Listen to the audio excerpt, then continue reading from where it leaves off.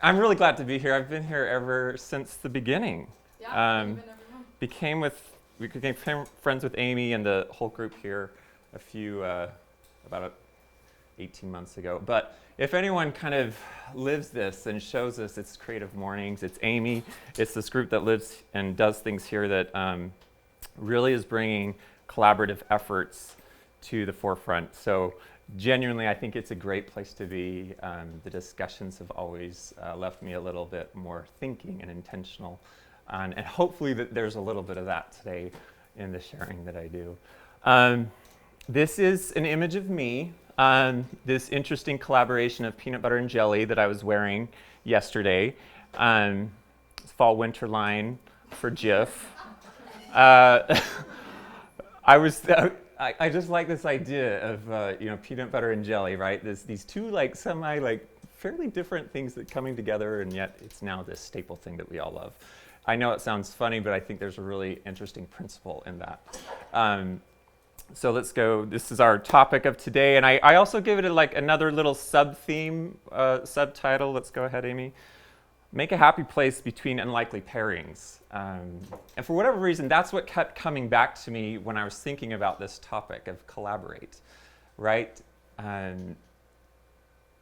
So I was thinking on what exactly am I going to deliver? Like, which route do I want to go and show all sorts of different collaborations that have happened throughout history or creative history or science, or am I going to go personal? And I'm going to go personal. So just realize that I've decided to really talk from this space, from what I've seen and what I've come to understand, and hopefully it still sparks some ideas within yourself that will lead us to some good discussion. And then lastly, I want to make sure I'm on time. Okay. So my roots for collaborating go back to Scotland, back to the 1400s. Yep. My family is from this area. It's called Carlisle. It's a big, whopping 5.5-hour drive from London. And a few years ago, I decided to go visit because my parents, both lines, my matriarchal line and my paternal line, the Armstrongs and the Grahams, both come from this area. So in I could be really pure and say I'm a total Scot all the way, right? Born and bred, got the kilt, got the tartans. But I decided to go back to my ancestry to just check some things out. One of which is I actually have a connection to Braveheart, for reals. Striking resemblance to this ancient cousin of mine. His name is John Graham, and was actually a really dear friend of William Wallace, not Mel Gibson. But actually was really tight with him, one of his best and dearest friends, and actually died on the battlefield fighting for him, with him, in pursuit of the civil right of the people of the time. And I was thinking even about the potency of that, why align with somebody, why do something, why risk your life, why we're not going to go down that route per se, but there's something about the teaming up, the pulling in together to get something done. My curiosity is, what is so significant then that we actually do really daring things, right?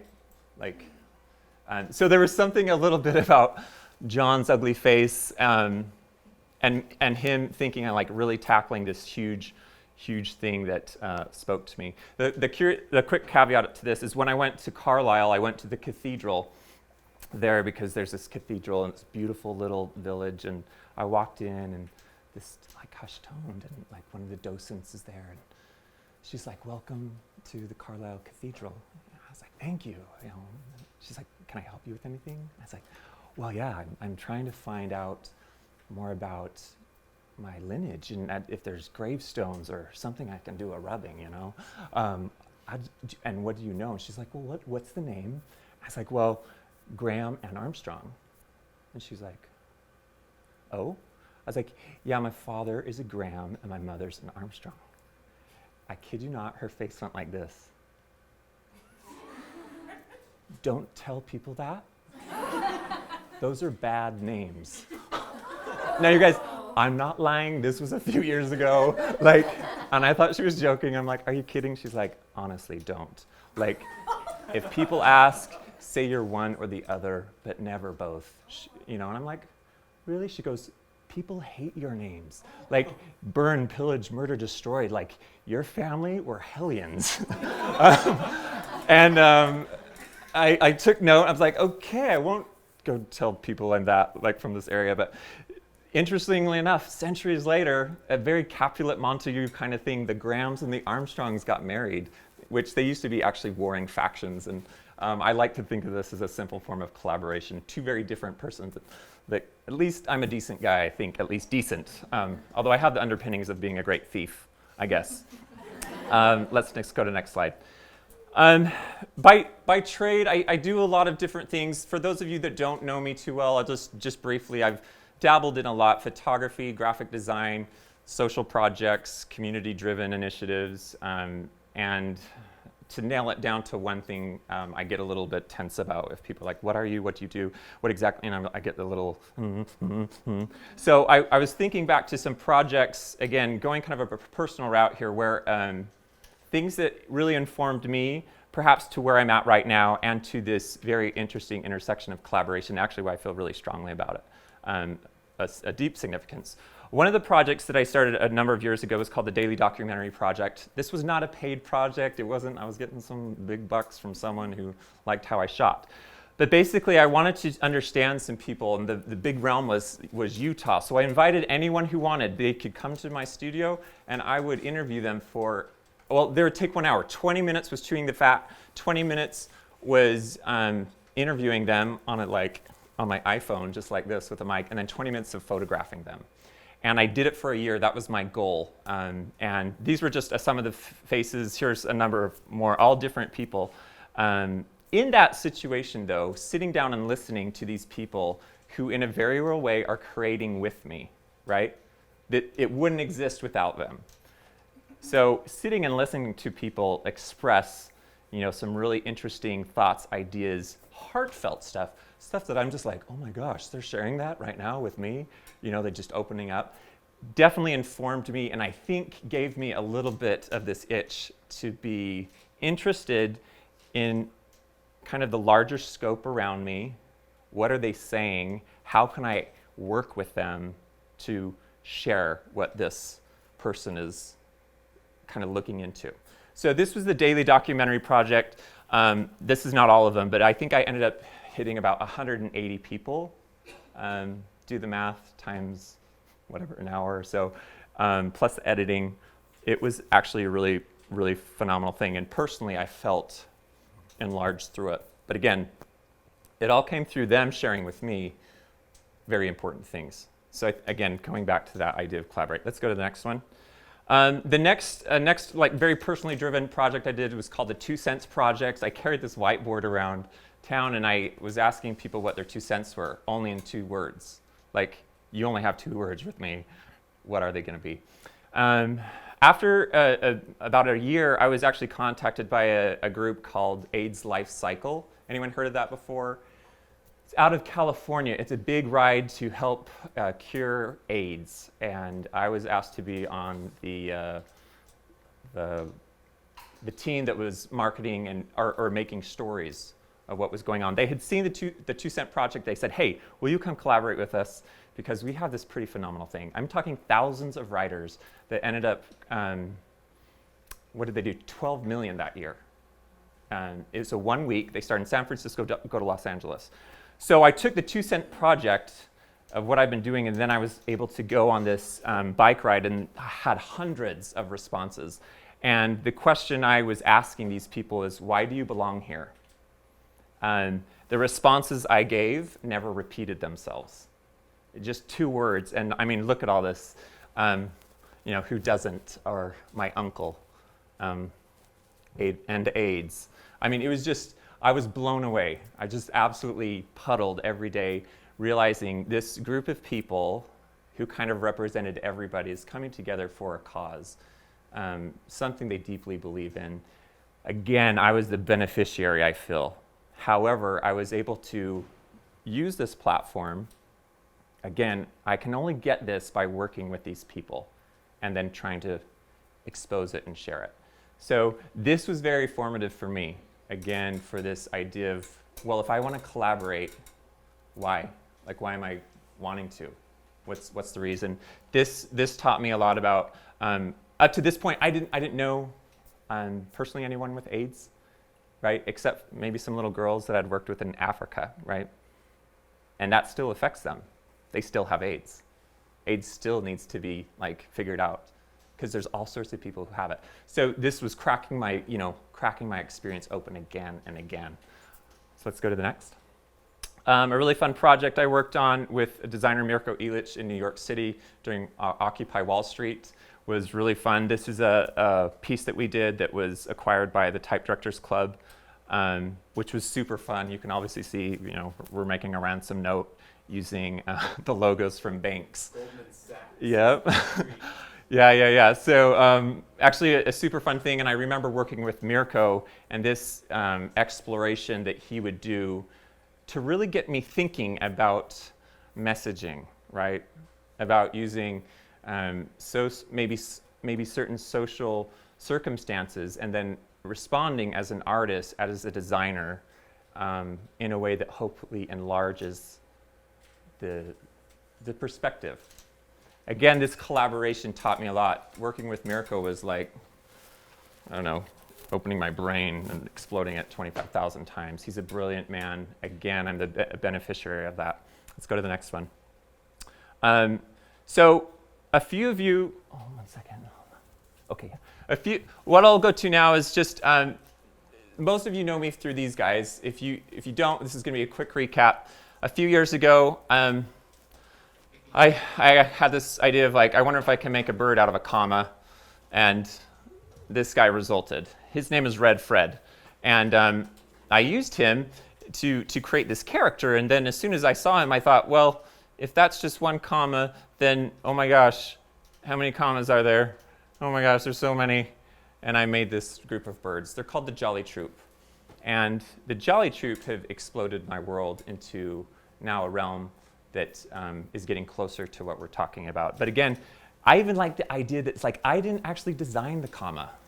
I didn't. Those were all made by other designers. But I'm using their handiwork, I'm using their brain children to create something new. I do feel it's a collaboration. I like to give the credit to them. And the birds end up having this sort of lovely metaphoric life. Every shape, size, and color is significant. Every single one. And in my work that I'm doing now, that's actually a big tenet of what I'm doing. So I took the Jolly Birds, the Jolly Troop, and I started telling stories with them. Very kind of simple imagery, right? Photographs with a bird on it. And I did do it before Portlandia did their skit. Which immediately I was getting pinged hey, look, and I can't fight it. I'm yep, put a bird on it. It works. It's selling. This again was a pet project, something I loved. I was doing other things making money, right? It's not what it was about. It was about I just wanted to do it. So I started I delved a lot into writing, which is another love of mine, and was really trying to understand short stories, versus long stories, or a novel, or prose. It was, how do I write short stories? And I was able to talk about things that really mattered to me.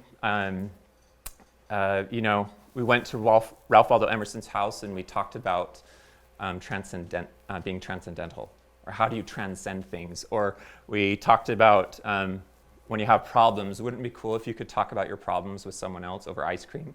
Would that change the discussion? Or this one, Roman here, is just having some life stuff happen, and he's got to peace out. And it was actually a really sad story, but what do you do when your friends have to leave? And what if you have to do if you're the one leaving? It feels like you're deconstructing the Brooklyn Bridge. That's not an easy task. So how do we show up for each other? This was allowing me, the birds were allowing me a certain voice, which all catapulted and came together a couple months later. This little guy has changed my life. This is a collaboration that because of him,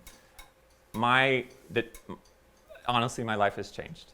He's 10, or was 10. His name's Mitchell. Back in 2012, I got a phone call from my sister. She called me one night. She said, hey, have you heard about Natalie Reese's little boy? I said, no. She's like, get on Facebook and look. And our friend, who has a lot of children, but one of them is Mitchell. She's like, he's dying. He's 10 and his heart's failing. He has this very rare disease called Duchenne muscular dystrophy, which anyone who gets it will not live past 25 years old. It's not going to happen. It never has happened. That's the reality, right? He's 10, his heart's beginning to fail. Sister, who knew me, who knows me, right? Sometimes we have these people in our lives that really know us. She said, I just think there's something you can do. So I really sat with this question, and I think it goes back to collaboration. What can I do? Just honestly, like, what can I do? Nothing that I have to go get a degree for. Nothing that I have to go spend tons of hours trying to become or be, but what can I do right now? And all of us have those things, right? We have the brain, we have the talent, we have the skill set. There's something in us, right? But I think that's significant to think about when we think about collaboration. What can I do versus what I have to go climb and try to figure out and do, but more or less, what's right here that I can do in order to create something with someone else? So we kept trying. We wanted to make a book. I wrote them and said, oh my gosh, I can make books. I can do books. I got these birds. Oh my gosh, I can do that. Mom and Dad said, yes, thumbs up. The next 2 months were a roller coaster ride. And at the end of the 2 months, I got a text message that said, we are going home. We're shutting the doors. We're going to be home now. And sorry, we can't make the book with you. He's on his way. So I watched with thousands of other people as Mitchell passed away. And that was a very riveting experience. This little boy who I've never met face to face, and yet I felt this intense desire to make something with him. So from Mitchell sprang the idea for the Red Fred Project, and that's a little bit more of what I'm going to talk about, the tenets of what we're already talking about right now. The Red Fred Project is a collaborative endeavor with 50 children with critical illnesses across the 50 states. And I'm going to make books with one child per state. All of them are going to have different illnesses, right? Different diseases. And we are going to make genuine, real, interesting little stories that come from their head and their heart and their life experience. We have 8 so far. Woo! Yeah. So they're really great stories.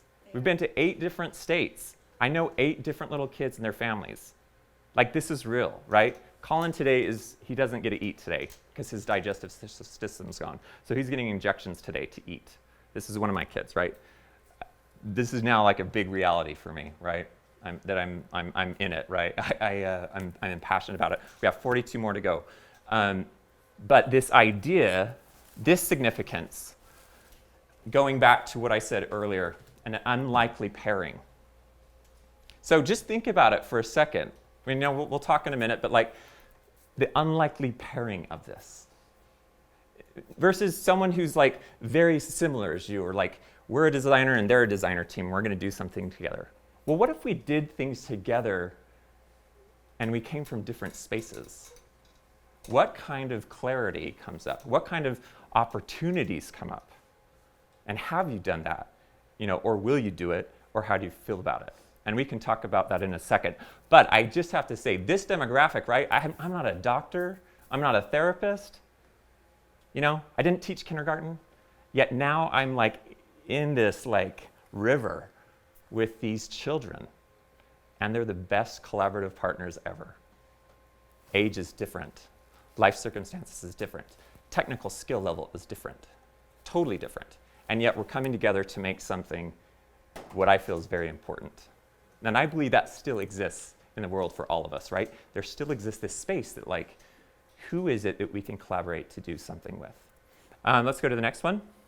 So a quick image. This is some of Nathan's. Nathan's our boy in Utah. This is his book, Climbing with Tigers. This is kind of what the layouts look like really nice pictures. Nathan was with me as we were photographing this. He was telling me where to put blue on the branch. And then like this part of the rose garden, and these giant roses and the birds are trying to get up. Nathan's with me the whole time, art directing this thing with me. Next one.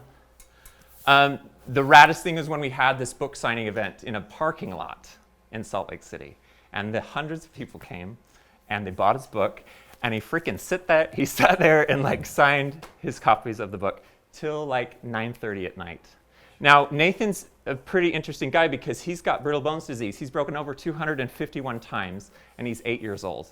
So mom was a little concerned about stamina, you know, like, I don't know if his energy level is gonna be, he did it. He stayed through the whole night, signed the whole thing. He's still like my hero. A lot of you have met him. He's just an amazing human being, truly. And the kid gets what's going on with him, and he just blazes it. So this is awesome. We get to do this with each of the kids. We have a book signing event, and that's kind of the cherry on the top. So these are the 8 kiddos so far. This is Nathan, Shay, Jordan, Colin, Zacchaeus, Delaney, Brianna, and Emma. All these kids have done fantastic things. All of them are empowered individuals that don't want your pity. In fact, they just would rather you respect their work and respect what they do. So these kids have helped collaborate with me and make what I feel is changing my life inside out. Let's go to next. What's starting to happen now is another tier of collaboration. Again, in a way, this is very personal, but like the stuff that's starting to come at me by people of all ages is really rocking my world. Okay, this is an example that came in through the mail. I'll just let you read it for a second.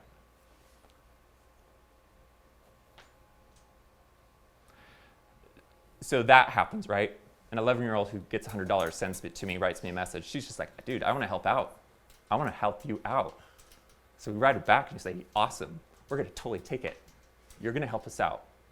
I'm seeing children starting to actualize, right? Seeing children decide like, hey, we want to do something. And in fact, my friend Sky right here, she works with a Park City school. This school is in love with our project, and they actually are trying to work and do things to help us get further and farther. Children. So children are now becoming the collaborators, maybe even more so than adults, which is an interesting thing. Next. Oh, this is I want to show this because first of all, it's connected to Amy and her team here.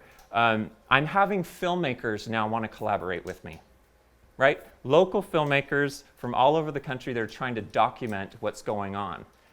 Can you imagine how excited I am to let them do what they do? I'm just like, yeah, go to town, totally do what you do best, and show me what's going on. So I want you to I want you guys to see this. Hi, this is Dallas and Colin. And we're in Memphis. In Tennessee. And we're talking about birds. And a book. Book. Hello. How you doing? Nice to see you. You too. Hey. I like to call the Red Fred Project a magical collaboration because I think it really is. Give me another, give me 10, give me 20, give me 30, give me 40, 50, 60, 70, 89. How you doing? Great. I think every time I will go in and work with this child and their family, it's a different scenario. And wow, I walk in, I sit in there, and I sit among, and I listen, and I'm trying to filter all this to then eventually put back down into paper in the book. Holy cow! Look how cool this place is! Silver. Spider-Man. That one up there? Silver Surfer. That one right there? Oh, that's so neat. Holy cow. Where'd you guys do that? Oh, yeah. Gosh, that is cool.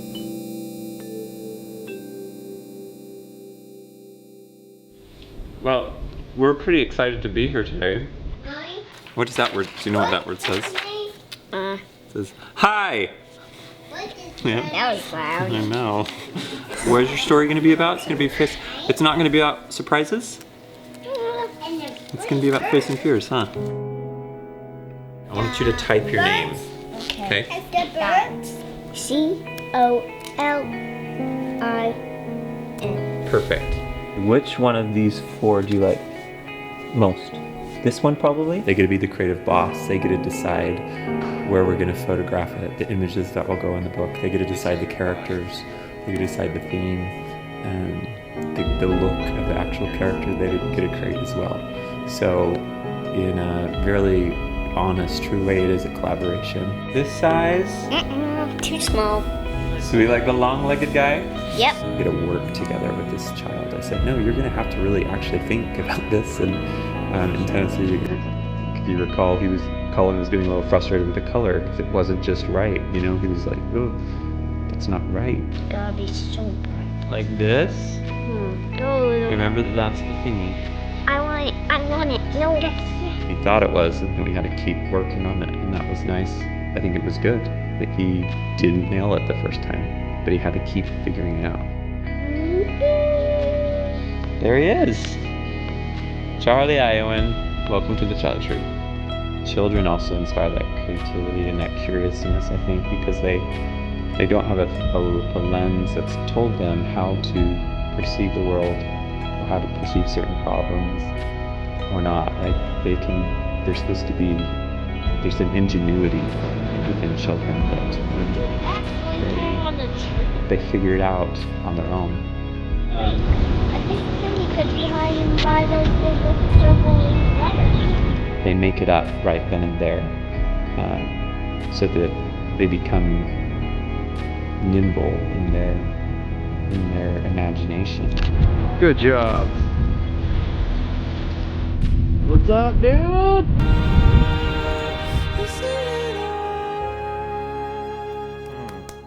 Thank you. I didn't make that. Someone else did, you know, and these guys came out and met me. They flew across the country and did the whole thing, edited the whole team. The guy who edited it's right here. This is powerful stuff, right? This is someone else coming together to help me. Do we have any more slide power there, maybe? Just a couple more things, we'll open it up. The other thing that's been really fun, there's some professional dancers in Salt Lake City that have used the book in their dance workshops. They're reading the books to these children and they're starting to use it. And I'm like, great, go, do hard and fast. So this is an interesting space where other creative talents are using our content. Go ahead. Next March, the world premiere of Climbing with Tigers, the play, is showing in Salt Lake City. The whole month of March, Salt Lake Acting Company has told us they're going to produce the play. You guys, it's going to be mind-blowing. I'm so excited. And I'm not doing anything, right? Like, I'm just get to sit in audience and watch all these powerful creative people make something from our stories with these kids. Let's go to the next one. Just real quickly, this is Salt Lake Acting Company. Flying Bobcat Theatrical Laboratory is doing all the creative direction. I couldn't be more excited about it. Next one. That's Nathan at our signing. He had to sign his contract. He's getting a cut from every ticket that's being sold, right? I mean, it's just so cool. Jory, my good friend Jory, decided to create the poster design for Climbing with Tigers. I mean, look at this thing. He sends it to me. He's like, is this going to be okay? You know, I'm like, holy cow, Jory, like, this is the most gorgeous thing in the world, right? Jory decides he's just going to go do this. Let's go next. And anyway, well, this is, these were some other things. I'll just wrap it up right here. But I want you to think, lastly, maybe on these couple things as we kind of jump into this last bit. Intention. How does that touch collaboration? And this is where I'm opening it up to you guys. How does it inform it? Because I've actually become really curious now about intention when it comes to collaboration. So please share what your thoughts are. For the next slide, a point that you brought up, it made me just, the idea of territory, mine, yours, you know. I mean, I know this feeling sometimes where you're just like, wait, am I giving up like something? Yes. And I was talking to a friend of mine the other day. who is in from New York. He's a fabulous playwright, one of the most creative people ever. And I was pitching this at him. I was like, do we give up in order to collaborate? And he's like, no, Dallas, we're gaining something when we collaborate. That's what we're getting in this, right? Versus the mentality of like, so this is my spot and that's your spot, and like, we'll do it like, but it's like kind of mine, it's kind of yours. It's interesting to think like, well, what if it was ours? A very like this like somehow like it's the fence is laid low or something. I somehow feel there's something about that intention or that idea that it's like, it's ours versus, this is ours and this is mine, And again, maybe going back to intention, but I thought of the word territory as when we collaborate, what does that spring up? So again, asking you, when you hear this word or think of this idea of collaboration, what springs up in your head? We're just about ready to wrap up. Just a couple more minutes. I'm going to end with the word collaborator and give you the charge as the guy who stood up here in front of you for a few minutes. Go collaborate, right? Find something, maybe an unlikely pairing, right? Go find someone, go find a thing. And I encourage you, or would, in all the, I know a number of you, but see what you could do or see what you can do and see if you can't refine this a little bit better within yourself. I feel, again, I'm being constantly stretched this way, and there's a real like kind of freedom kind of feeling where I'm starting to feel like, oh yeah, like I don't want to like hold on to all this. It's so much more fun not doing that, and it's so much more fun watching these incredibly talented, thoughtful people just blaze their talent and skill in something that, I go like this and then they just do this. And I feel so much like the desire to like have that claim, like that's mine, is like dissipating, right? It's just, it's leaving, and it makes me hungry for more, and just hungry for other people, hungry for other ideas, because I don't know everything, and I really don't know everything. But I'm starting to learn a little bit more with each time I really want to engage with someone on an intention and on a common territory. So that's what I just say as my last hope, is that go do it, go find a new way. And if you're in one right now, bear down and go into it. But if not, like take a little dare and approach someone and see if you can't make it work. That's all I have. Amy, anything else? No, thank you so much. Okay, cool.